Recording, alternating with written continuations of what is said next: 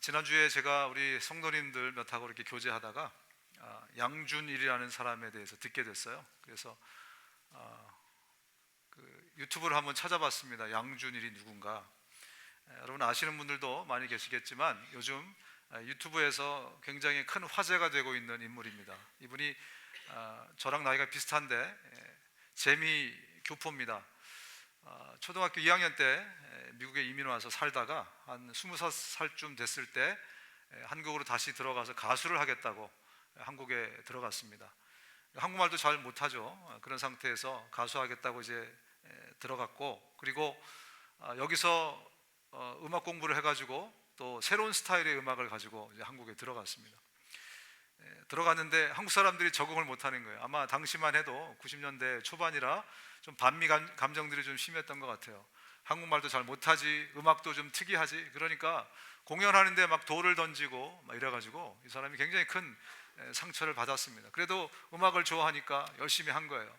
그래서 작곡도 하고 뭐 많이 했는데 작곡은 했지만 한국말로 가사를 누가 안 써줘가지고 자기가 뭐 가나다라 마바사 이거를 넣어가지고 그렇게 작곡도 하고 이러면서 활동을 열심히 했습니다. 근데 문제는 뭐냐면 당시만 해도 6개월마다 한국 비자를 연장을 해야 되는데 대사관에 찾아가니까 이민국 직원이 나는 너 같은 사람이 한국에 있는 게 싫다 이러면서 도장을 안 찍어주는 거예요. 그래가지고 비자 연장을 못 받게 됩니다. 그래서 할 수 없이 이분이 모든 것을 다 접고 미국으로 들어와서 지난 30년 동안 정말 힘들게 살았습니다. 최근까지 웨이터를 하면서 그렇게 어려운 생활을 하게 된 거예요. 근데 한국의 모 프로그램에서 과거에 잠깐이라도 반짝했던 스타들을 다시 소환하는 그런 프로그램을 했습니다. 거기서 이분이 이제 잠시 나오게 됐는데 나오면서 본인의 이야기가 전 국민에게 알려지게 된 겁니다. 음악을 들어보니까 지금 30년이 지난 뒤에 들어도 지금 소화할 수 있는 그 음악을 30년 전에 이미 했던 거예요. 그래서 사람들이 야, 저 사람이 음악 천재구나. 그런데 왜 활동을 못했을까? 보니까 이런 대사관 직원들이 이렇게 하고 사람들이 홀대하고 우리 한국 사람들이 정말 못됐구나 이렇게 그냥 핍박을 하고 그래서 국민 정서가 막 이렇게 올라오면서 하루아침에 국민 스타가 되어버렸습니다. 제가 이 얘기를 쭉 이분의 스토리를 여러 가지를 찾아보면서 그런 생각을 좀 했습니다. 정말 세상에서 인생이라는 것은 새옹지마구나. 새옹지마의 뜻을 여러분 잘 아시죠? 혹시 모르는 분들 위해서 잠깐 설명드리면 오늘 너무너무 좋았던 건데 나중에 보니까 이것 때문에 오히려 큰 재앙이 되는 그런 일이 되기도 하고 오늘 이것은 정말 없어졌으면 좋겠는데 근데 나중에 보니까 이게 황금알이었던 것이 밝혀지는 거죠. 그러니까 인생이 엎치락 뒤치락 이렇게 된다. 이거를 이제 새옹지마다 이렇게 표현을 합니다. 하나님이 없는 인생은요, 제가 볼 때 틀림없이 새옹지마 인생입니다. 오늘 이렇게 살다가도 다음에 엎어지고 그리고 또 저렇게 되고 또 이렇게 되고 그러나 예수 안에서는 그렇지 않습니다. 하나님의 플랜과 하나님의 계획에 따라서 우리 인생이 쭉 진행이 되기 때문에 새옹지마가 아닙니다. 이제 2020년 새해가 밝았습니다. 이해는 새옹지마의 인생이 아니라 하나님이 이끄시고 하나님이 리드하는 인생입니다. 믿으시기 바랍니다. 그 인생의 길을 쫓아가시기 바랍니다. 그러면 형통하고 그러면 모든 것이 다 잘 될 것입니다. 왜? 이 땅을 지으신 그분이 우리를 이끌어 가시기 때문에 그렇습니다. 이 믿음이 없었기 때문에 우리 조상들이 새해가 되면 뭘 하죠? 복주머니를 이만하게 만듭니다. 그죠? 될 수 있으면 크게 만들어서 대문에다 걸어놓고 거기만 복을 써놓습니까? 숟가락에다 써놓고 그죠? 밥그릇에도 써놓고 밥상에도 써놓고 별의별 군데 다 복을 써놔야 그리고 또 복 받으세요, 새해 복 많이 받으세요 이렇게 인사를 많이 해야 그래야 복이 들어올 수 있다. 왜? 그들은 진짜 복이 뭔지 모르기 때문에. 우리는 진짜 복을 가지고 있습니다. 여러분, 우리의 진짜 복이 뭡니까? 예수 그리스도, 그분이 우리의 진짜 복입니다. 복의 근원이 이미 우리 안에 오셨기 때문에 우리는 더 이상 복주머니가 필요 없어요. 내가 복주머니입니다. 아멘. 내가 복주머니고 이제 이 복이 오히려 나를 통해서 사람들에게 흘러가는 그 삶이 그리스도인의 삶이에요. 아브라함을 통해서 믿음의 전의를 처음 시작한 아브라함을 통해서 그것부터 보여주셨잖아요. 그죠? 너는 복의 근원이 될 것이다. 그래서 오히려 복 받은 사람이 그 복을 이웃에게 흘려보내는 2020년은 이런 놀라운 일들이 우리 삶 가운데서 많이 일어날 줄로 믿습니다. 믿으신 대로 그 믿음을 붙들고 기도하면서 나가면 주님이 그렇게 우리의 삶을 방향을 인도하실 것입니다. 오늘 본문은 우리 복되신 예수 그리스도께서 요한복음의 7가지 선언을 저희가 쭉 이렇게 지난 주일부터 돌아봤는데, 오늘 마지막 선언, 나는 참 포도나무다 라는 그 선언 가운데 주의 메시지를 한번 저희가 묵상해 보려고 합니다. 제가 포도나무를 한번 심어 봤어요. 저희 집에다가 포도 농사를 한번 줘보자 해서 한 10년 전쯤에 포도나무를 하나 심어 놨어요. 그런데 지난 10년 동안 단 한 번도 그 포도나무를 통해서 열매를 따본 적이 없습니다. 근데 죽지도 않고 계속 살아가는 거예요. 그래서 제가 성경대로 한번 할까, 이미 도끼가 이 나무 뿌리에 놓여 있으니 열매를 맺지 못한 나무 찍어서 불에 던질까 하다가 돈이 아까워서 제가 쭉 킵했는데, 얼마 전에 이사 오기 전까지, 얼바인에 오기 전까지 한 번도 제가 열매를 따본 적이 없습니다. 무화과 나무는 동시에 심었는데 여러 번 따먹었는데 그건 안 돼요. 그래서 궁금합니다. 왜 제가 실패를 했을까? 어떻게 하면 포도나무의 열매를 많이 맺을 수 있을까? 오늘 주님이 말씀하십니다. 어떻게 하면 열매를 많이 맺는가, 그 비결에 대해서 오늘 주님이 말씀을 하고 계십니다. 우리가 본문으로 한번 돌아가 보면, 우리 본문에서 우리가 주목할 것은요, 예수님이 나는 참 포도나무다 라고 선포하시는데 거기에다가 한 가지를 덧붙입니다. 무엇을 덧붙이냐면, 하나님이 아버지시고 하나님이 농부다 라는 구절을 그 뒤에다 붙여요. 우리 아버지 하나님은 농부시다. 왜 그렇게 강조를 했을까? 예수님이 왜 아버지가 농부라는 것, 그리고 하나님이 아버지라는 것을 강조하셨을까? 왜냐하면 이 말씀의 설교의 첫 구절부터 예수님이 강조하시는 게 뭐냐면, 우리 인생의 주인이, 포도원의 소유권이 어디에 있는가, 이것을 먼저 강조하기 위해서 그렇습니다. 우리 포도원의 모든 소유권은, 포도원의 모든 경영권은 누구에게 있는가? 바로 농부에게 있지 않습니까? 그 농부 대신 하나님이 이 모든 것의 주인이라는 거예요. 다시 말하면 이것은 비유이지 않습니까? 저와 여러분의, 우리 인생의 주도권, 소유권, 모든 것은 누가 갖고 계시다고요? 하나님이, 농부 대신 그분이 갖고 계시다. 그것을 지금 예수님이 강조하기 위함입니다. 물은 내게 붙어 있어 열매를 맺지 아니하는 가지는 아버지께서 그것을 제거해 버리시고, 무릇 열매를 맺는 가지는 더 열매를 맺게 하려 하여 그것을 깨끗하게 하시느니라. 왜 이렇게 소유권을 강조하시나? 가지된 우리가 내가 내 인생의 주인인 줄을 착각하면서 살아가요. 나는 가지인데 내가 농부처럼 내 인생의 소유권이 나에게 있다고 착각하면서 살아가요. 그러니까 예수님이 처음부터 첫 단추를 그렇게 못 박습니다. 너의 인생의 주인은 네가 아니라 바로 아버지 하나님, 농부 되신 그분이 네 인생의 주인이시다. 우리 2020년 첫 주일입니다. 우리가 첫 단추를 제대로 끼지 않으면 2020년도 갈팡질팡하게 될 겁니다. 가장 중요한 첫 단추가 무엇이냐? 나의 인생의 오너십이 누구에게 있는지를 분명하게 하셔야 됩니다. 내 인생의 주인은 내가 아닙니다. 누굽니까? 하나님 아버지가 내 인생의 주인이십니다. 그분이 2020년 한 해도 그분이 이끌어 가실 거예요. 그분이 농부로서 이 인생을 주도하고 내 인생을 돌보시고 내 인생을 관리해 가실 것입니다. 여러분, 내가 아니에요. 내 인생을 내가 관리할 필요가 없어요. 아니, 관리해서는 안 됩니다. 왜냐하면 내가 주인이 아니기 때문에. 나는 청직일 뿐이에요. 나는 매니저입니다. 주님이 내 인생을 2020년 한 해 동안에 관리하시고 주도하시고 돌보시고 가지치기를 그분이 하실 것이고, 그분의 방향 따라 우리를 인도하실 거고, 우리에게 중요한 건 뭐죠? 그분에게 내 인생을 맡기는 거예요. 그분의 오너십을 인정하고 나를 드리는 겁니다. 내 운전대를 내가 잡지 말고 하나님이 잡으실 수 있도록 내어 드리는 거예요. 그러면 내 인생이 형통해지는 것입니다. 그분의 방향대로 가니까, 그분이 인도하는 그 길로 가게 되니까. 들어쓰심이라는 책이 있습니다. 아프리카의 마사이족에 지금은 대추장 중에 한 분이 되셨어요. 우리 한국 선교사님이신데, 그 무시무시한 마사이족의 대추장 중에 한 분이 되신 안찬호 선교사님의 간증 이야기입니다. 이 안찬호 선교사님이 어릴 때 너무너무 가난하게 사셨어요. 그래가지고 공부를 많이 못하셨어요. 아마 중학교 정도까지 나오셨는지. 어쨌든 문지하로 이제 학교도 안 다니고 그러면서 살다가 나이가 들어서 군대에 가게 됐는데, 그 힘들다는 공수부대에 차출이 됐는지 들어가게 됐습니다. 근데 집이 워낙 가난했기 때문에 아무리 훈련이 힘들어도 가니까 밥 주죠, 옷 주죠, 뭐 용돈도 주죠. 그래갖고 자기가 그 힘들다는 데를 7년을 있었대요. 7년을. 근데 그 7년을 채우고 나서 이제 할 수 없이 또 제대를 하게 된 거예요.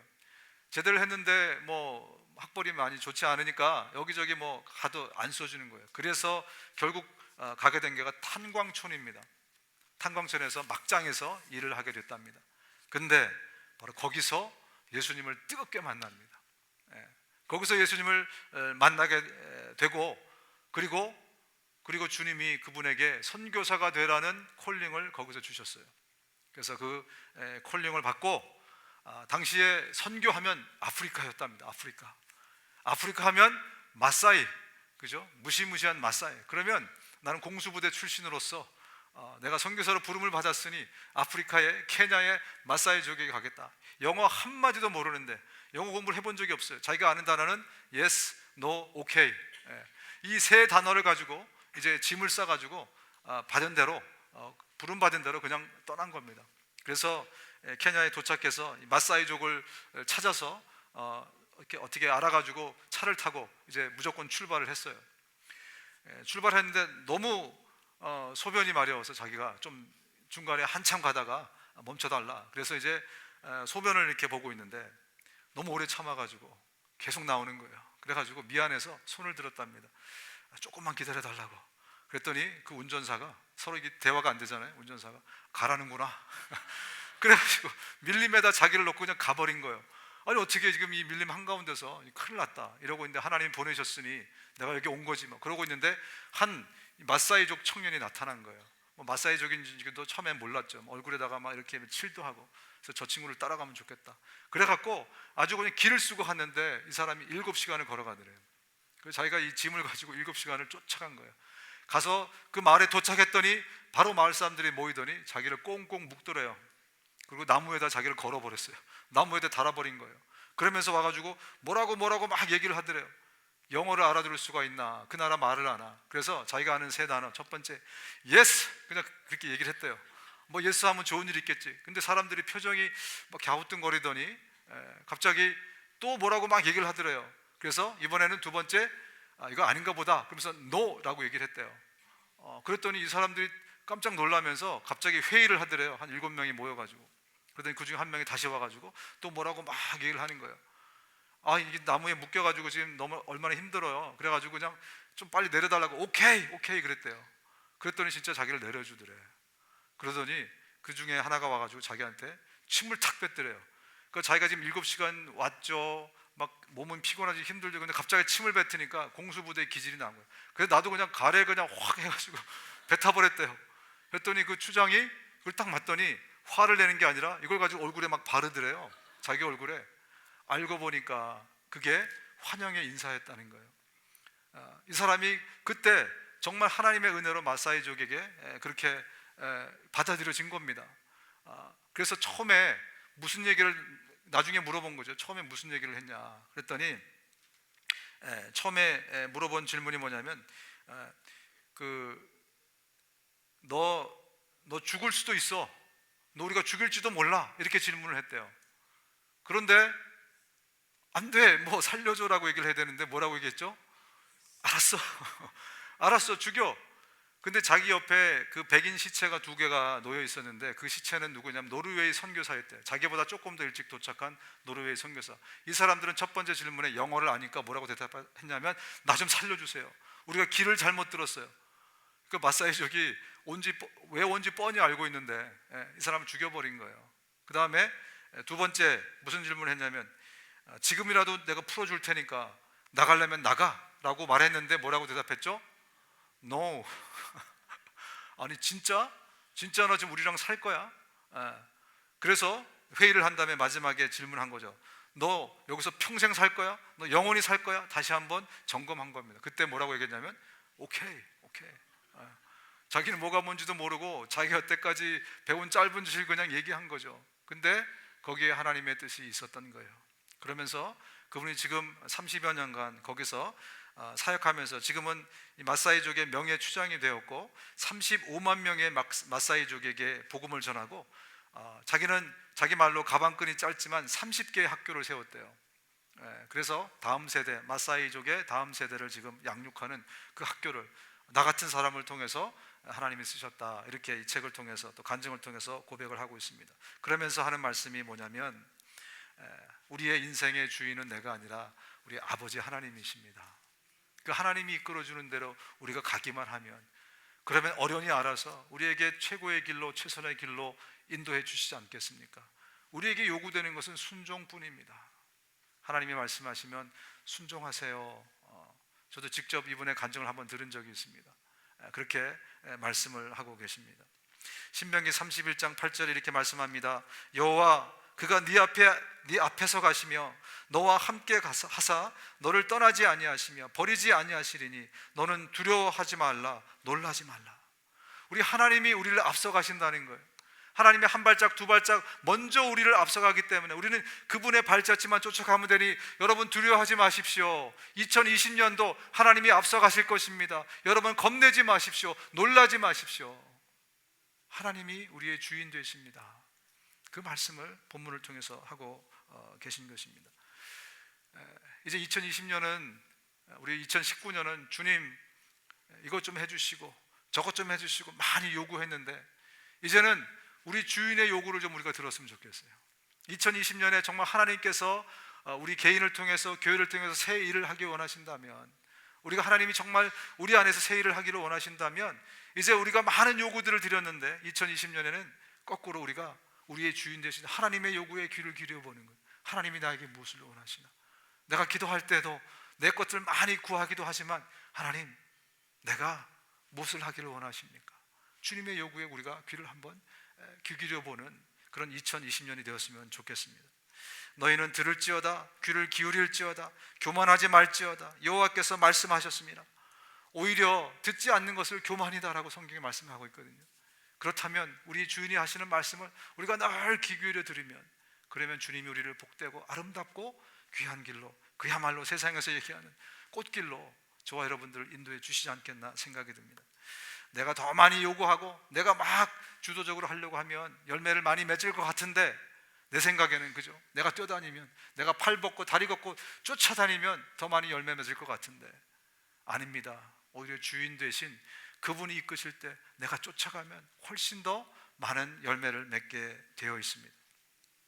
다시 본문으로 돌아가서 4절을 보시면, 내 안에 거하라, 나도 너희 안에 거하리라.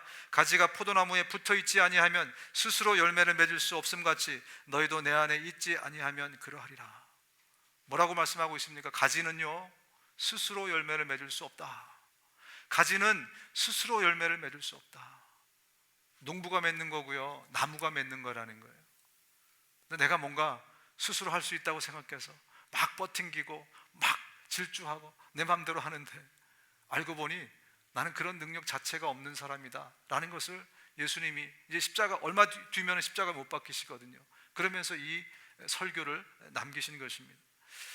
그래서 여러분, 2020년은 다 같이 따라 합시다. 힘 빼자, 힘을 뺍시다. 이게 힘들어가서 문제예요. 뭐든지 힘들어가서 문제인 것 같아요. 운동을 배울 때도 제일 먼저 뭐 배웁니까? 힘 빼는 것부터 배워. 테니스를 배워도 힘 빼는 걸 배우고, 골프를 배워도 힘 빼는 걸 배우고, 다 힘 빼는. 내가 힘이 바짝 들어가서 사고치고 부러지고 문제가 생기고, 어차피 내 삶의 주인이, 주권이, 소유권이 나에게 있지 않은데 내가 자꾸 그거 붙들고 자꾸 힘주면요, 그럼 자꾸 어긋나게 돼 있어요. 엉뚱한 길로 가게 돼 있어요. 그래서 나의 주인 되신 그분께 귀를 기울여야 됩니다. 제일 우리가 힘들어하는 인간관계도 마찬가지입니다. 내가 이 관계를 주도하려고 그러고 이끌어가려고 그래요. 그러면서 늘 사고가 나요. 이 목사에게 병이 하나 있는데 꼭 얘기를 하면 설교를 해요. 그냥 대화를 하다가 자연스럽게 목사가 2명 이상 모이면 그냥 설교가 몇 편이 나옵니다. 서로에게 설교해 주느라고. 그래서 충고해주고 조언해주고 평가해주고 판단해주고, 저는 이게 좋은 건 줄 알았는데 최근에 당신이 옳다라는 책이 있습니다. 당신이 옳다. 이건 누가 지었냐면 와이프가 정신과 의사고 남편은 심리학자예요. 이분들이 두 사람이 30년 동안 자기들이 임상한 것, 상담한 것, 이걸 가지고 정리를 해가지고 이렇게 책을 만들었습니다. 이분들이 하는 얘기가 뭐냐면 사람들이 하는 말의 90%가 충조평판이래요. 이게 뭐냐면 충고, 조언, 평가, 판단. 사람들이 하는 말의 90%가 이 충조평판인데, 이것만 없어도 우리가 공감대가 형성된다는 거예요. 공감이 되게 중요하잖아요, 그죠? 우리 서로 간의 공감이 되게 중요한데 이 충조평판만 없어도 공감이 형성되는데, 입만 열면 충고하고 입만 열면 판단하고, 그죠? 제가 그랬던 것 같아요.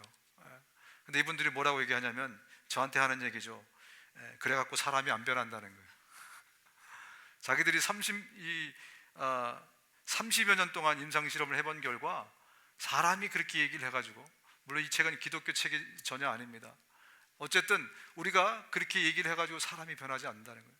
부모들의 자녀들에게 하는 99.9%가 뭔지 아십니까? 충, 조, 평, 반. 우리가 입만 열었다 그러면 밥 먹었냐 빼고 그 다음에 뭐 하죠? 밥 먹었니 빼고 하는 얘기가 전부 다 충고하는 거예요. 조언하는 거고 평가하고 판단하고. 제가 그랬던 것 같아요. 근데 그러므로 애가 변했느냐? 절대 변하지 않는다는 거죠. 누가 변화시킬까요? 하나님밖에 없어요. 인생의 주인은 하나님이시기 때문에 그분이 농부시라 그분이 가지치기를 하시는 겁니다. 그분이 우리의 삶을 디자인해서 그분이 우리의 삶을 만져가시는 거예요. 우리는 그분 앞에 그냥 내어드리면 그분이 2020년 우리의 삶을 복되고 아름다운 길로 이끌어 가실 것입니다. 다시 본문으로 돌아가겠습니다. 9절 10절입니다. 우리 9절 10절 같이 한번 읽어볼까요? 9절 10절입니다. 시작. 아버지께서 나를 사랑하신 것 같이 나도 너희를 사랑하였으니 나의 사랑 안에 거하라. 내가 아버지의 계명을 지켜 그의 사랑 안에 거하는 것 같이 너희도 내 계명을 지키면 내 사랑 안에 거하리라. 여러분들이 1절부터 지금 14절까지 저희가 본문을 제가 잡았는데 쭉 읽다 보시면 아주 쉬운 얘기를 굉장히 어렵게 한다, 이런 느낌이 좀 드실 거예요. 처음에 예수님이 뭐라고 말씀하시면 열매를 많이 맺기 위해서는 내 안에 거하래요. 그리고 그 다음 단계로 또 뭘 말씀하시냐면 내 사랑 안에 거하래요. 그러더니 내 사랑은 뭐냐면 내 계명을 지키는 게 나를 사랑하는 거래요. 그러면서 끝으로 그 계명은 뭐냐면 서로 사랑하라, 이렇게 말씀하세요. 이게 지금 몇 단계가 옮아갔죠? 우리 졸지 말라고 아마 하나님이 예수님이 그렇게 디자인하신 것 같은데, 설교하시다가 내 안에 거하라, 내 사랑 안에 거하라. 내 사랑은 내 계명을 지키는 게 나를 사랑하는 거다. 이 계명이 뭐냐면 서로 사랑하는 거다. 결론이 뭐예요? 열매를 많이 맺게 하기 위해서는 결론이 서로 사랑하라. 그 쉬운 말씀을 굉장히 어렵게 하신 겁니다. 우리가 정말 열매를 많이 맺기 위해서는 서로 사랑해야 된다라고 말씀하고 계세요. 여러분, 그런데 그 사랑은요, 그 사랑은 내 계명은 곧 내가 너희를 사랑한 것 같이 너희도 서로 사랑하라. 바로 이 사랑이라는 것은 로맨스가 아닙니다. 이 사랑은 아가페의 사랑이에요. 로맨스는 조건이 붙어요. 사랑할 만해야 사랑하지. 저 인간이 사랑할 만해야 사랑하고 받아줄 만해야 받아주지. 이게 우리의 본연의 모습 아닙니까? 그죠? 그러니까 로맨스의 사랑은 안 되는 거예요.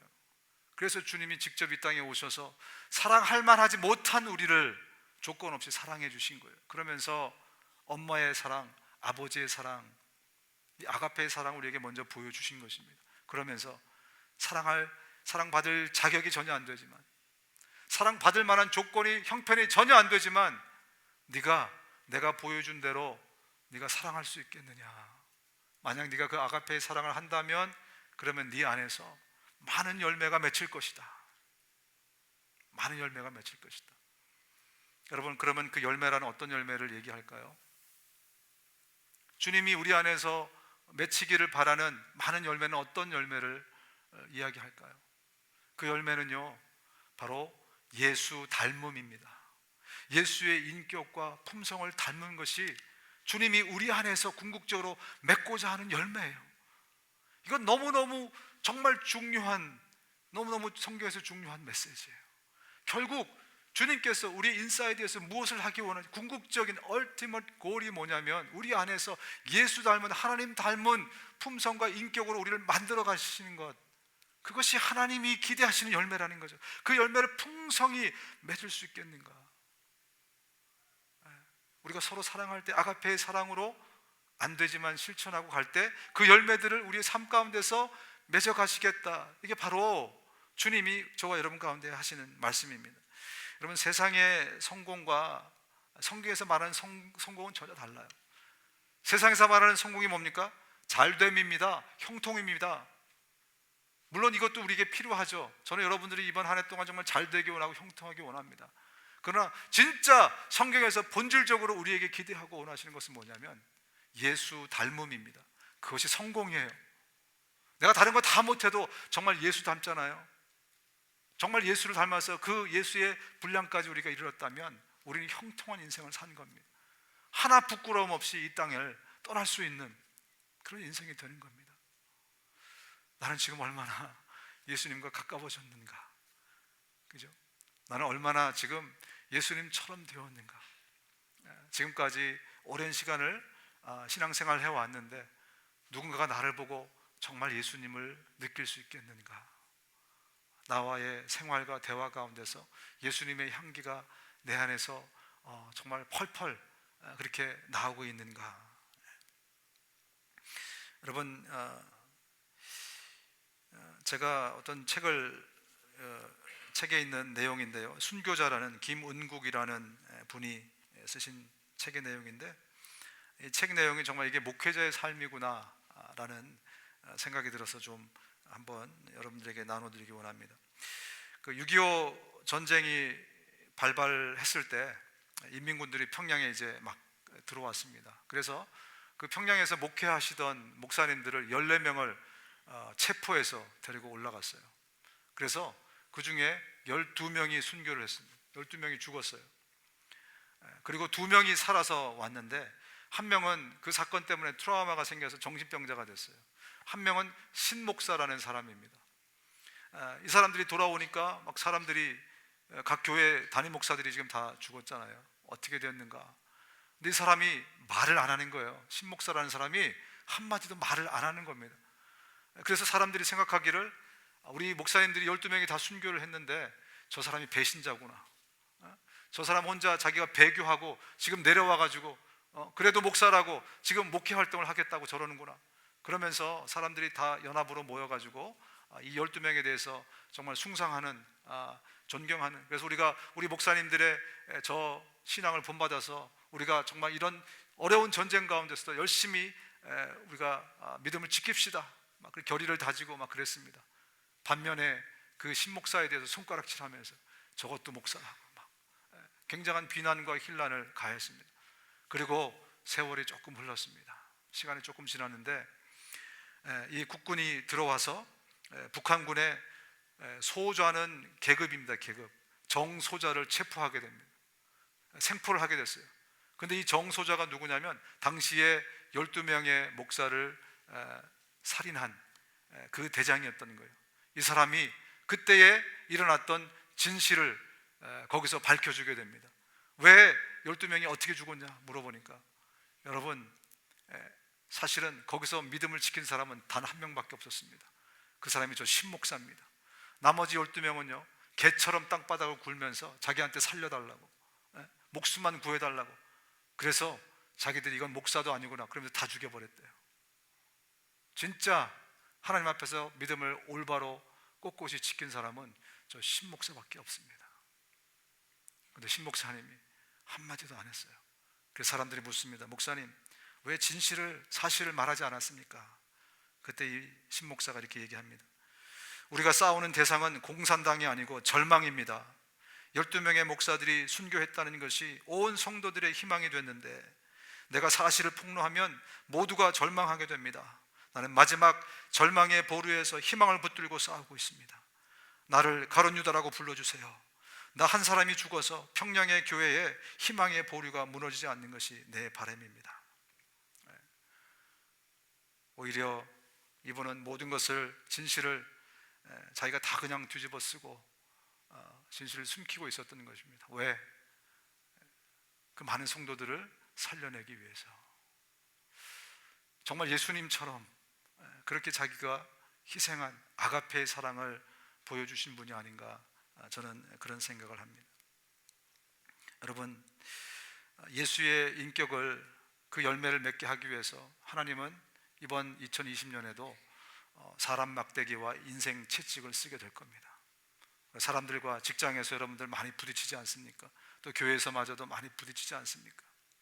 그러면서 하나님께서 그들을 통해서 때로 내가 억울하고 분하고 그런 케이스들을 많이 내가 당면하게 됩니다. 나는 안 했는데 했다고 그러고, 그죠? 나는 이거 했는데 저거 했다고 그러고, 저 사람은 원래부터 저 모양이라 그러고, 그죠? 그러면서 우리가 얼마나 분하고 억울하고 정말 그랬겠습니까? 그런데 여러분, 여러분에게 도전을 드립니다. 가서 그분하고 컨프런테이션을 해가지고 설명해도 좋겠지만, 이번 2020년도 우리가 한번 그 자리에서 예수가 한번 되어보자. 내가 아니라 내 인생의 주인 되신 하나님이 해결하실 수 있도록 하나님께 한번 올려드려보자. 너무 분하고 너무 억울하고 나를 비방하고 다니는데 가만히 두면은 온 그냥 직장 동료들이 다 나를 어게인스트 할 것 같고 등질 것 같아요. 그런데 작년 같으면 우리가 한번 가서 사실은요 이렇게 하고 얘기를 했겠지만, 2020년도 우리가 한번 정말 예수님을 한번 닮아 봅시다. 내가 그 자리에서 나를 십자가에 못 박는 거예요. 나를 죽이는 거예요. 그러면 바로 거기서 내 안에서 예수의 열매가 맺혀나는 것이고, 바로 거기서 새 생명이 돋아나는 것이거든요. 우리가 그때까지는 내가 갖고 있는 권리들을 마음껏 그냥 활용하며 살았습니다. 그것도 좋습니다. 나쁜 것은 아닙니다. 그러나 성경을 보니까 오늘 설교를 통해서, 주님이 하신 설교를 통해서 이 말씀을 깊이 묵상해 보니까 주님은 한 가지를 우리에게 도전하고 있습니다. 정말 네 안에서 새 일이 일어나기 원하느냐? 네 안에서, 네 인생에서 정말 새 일이 일어나기를 원하느냐? 2020년 우리가 새 일을 행하시는 주님으로 우리의 캐치프레이즈를 달았는데, 정말 그렇다면 그 새 일이라는 것은 다른 것이 아니라 내 안에서 한 방울 더 그리스도라는 열매가 맺혀가는 것입니다. 그리스도의 인격과 성품을 한 뼘 더 내가 닮아가는 거죠. 한 자 더 내가 그리스도께까지 자라가는 거죠. 그 도전을 주님이 이 말씀을 통해서 저와 여러분들에게 하고 계십니다. 억울하고 분하고 힘들 것입니다. 그런데 주님은 농부시고, 또 주님이 뭐라고 강조하셨죠? 주님 우리의 아버지시다. 하나님은 농부이시고 하나님은 아버지이시다. 당시에 2000년 전에 유대인들에게 하나님을 아버지라고 부르는 것은 쉽지 않았습니다. 주님이 아주 충격적인 얘기를 하시는 거예요. 저 위에 계신 여호와 하나님이 아니고 야훼 하나님이 아니고 너의 아버지다. 하나님 아버지가 저와 여러분을 지켜보고 계십니다. 우리가 아무리 억울하고 분하고 말도 안 되는 그거를 당해도요, 우리 하나님 아버지가 보고 계시기 때문에 그분이 해결하실 거예요. 그분이 이렇게 말씀합니다. 하나님은 너희 머리카락도 다 세고 계신다. 그러므로 두려워하지 말라. 너희는 많은 참새들보다 더 귀하다. 하찮은 저 참새보다 저것도 귀하게 여기시는데 내가 내 자녀된 너희들 그냥 함부로 내가려 둘 것 같으냐? 나는 너희들의 머리카락까지 세고 있기 때문에 너희들의 환경도 처지도 모든 것을 다 안다. 나에게 맡기고 분하고 억울해도 거기서 네가 그리스도가 돼봐라. 거기서 네가 예수 돼봐라. 그러면 내 안에서 예수의 인격과 품성의 열매가 맺혀가는 거예요. 여러분, 정 안 되겠거든 가서 따주십시오. 그래도 됩니다. 그러나 주님이 도전하십니다. 한 걸음 더 나에게로 잘할 수 있도록. 다윗도 너무 억울해서 이렇게 호소합니다. 하나님, 나를 변호해 주십시오. 비정한 무리를 고발하는 내 송사를 변호해 주십시오. 거짓을 일삼는 저 악한 사람들에게서 날 좀 구해 주십시오. 그런데 몇 자 안 가서 다시 그의 고백이 이렇게 바뀝니다. 내 영혼아, 어찌하여 그렇게도 낙심하며 어찌하여 그렇게도 괴로워하느냐? 하나님을 기다려라. 이제 내가 나의 구원자 나의 하나님을 또다시 찬양하련다. 아까 우리 김 집사님이 기도하실 때 말씀하신 내용입니다. 하나님이 이게 딱딱 맞는 거 보니까 하나님이 저와 여러분들에게 주신 말씀 같아요. 그죠? 내 영혼아 어찌하여 그렇게 낙심하며 어찌하여 그렇게 괴로워하느냐. 하나님을 기다려라. 주님이 풀어주시면요 완전히 전화위복이 됩니다. 인간이 할 수 있는 그런 열매를 결과를 못 만들어요. 주님이 하시면요 갑절로 7배 8배로 그렇게 주님이 갚아주십니다. 그리고 하나님이 보고 계세요. 하나님이 듣고 계세요. 누가 잘못하고 누가 잘하고 있는지, 누가 정직하고 누가 거짓말하는지 주님이 알고 계시거든요. 근데 우리가 가서 일부러 그렇게 해도 되지만 주님께 맡겨드리면 주님이 주의 놀라운 일들을 그 일을 통해서 하시겠다는 거예요. 우리의 관계 가운데서 새 일을 행하실 것이고, 우리 교우들 가운데서도 아마 그럴 거면 혹시나 그런 일이 벌어지거든 내가 먼저 예수님이 되어주는 거죠. 우리 교회 안에서 하나님의 새 일이 바로 그걸 통해서 진행이 될 것입니다. 세상은 제도나 시스템으로 바꿀 것 같지만, 그래서 민주주의를 한다, 공산주의를 한다. 그러나 세상은 바뀌지 않습니다. 세상은 예수 닮은 한 사람을 통해서 바뀌어요. 이 세상은요 예수 닮은 한 사람을 통해서 바뀝니다. 예수 그리스도, 그분이 온 세상을, 온 인류의 역사를 뒤바꾸신 것처럼 예수 닮은 그 한 사람이 그 커뮤니티에, 바로 그 모임에, 그 관계 가운데 들어가면, 그러면 그 모임 자체가 뒤집어지는 거예요. 그 교회가 뒤집어지는 겁니다. 우리가 작년에 고생 많이 했는데 정말 이번 2020년은 예수 닮은 여러 명의 주님의 정말 제자들이 탄생함으로 인해서 우리 교회가 온 세상과 열방 가운데 정말 서로 사랑하는 교회다. 저 교회는 정말 가면 예수님이 드글드글해. 우리가 지금 만날 수 있는 예수님이 드글드글해. 우리 교우들 가운데 몇 분 계시지 않습니까? 그분만 생각하면, 그 집사님만, 그 권사님만 생각하면 마음이 푸근해지고 내 속에 있는 뭐라도 다 꺼내서 얘기하고 싶을 만한 그런 상대가 있지 않습니까? 그런 사람이 둘, 셋, 넷 점점점 늘어난다면 그야말로 누구든지 이 교회에 오면 정말 그 아픔이, 상처가 치료되고, 그죠? 죽었던 사람이 살아나고, 자살하려고 했던 사람이 여기서 소망과 희망을 겪게 되고, 그게 진짜 전도이고 복음을 전하는 거 아니겠습니까? That's good news. 우리가 정말 그런 굿뉴스의 핵심에 서서 우리의 삶을 주님께 올려드리면 주님이 이렇게 쓰실 것입니다. 우리 삶에서 새 일을 행하게 되실 것입니다. 이 도전을 우리 모두가 품고 우리 첫 예배를 출발할 수 있기를 주님의 이름으로 축원합니다.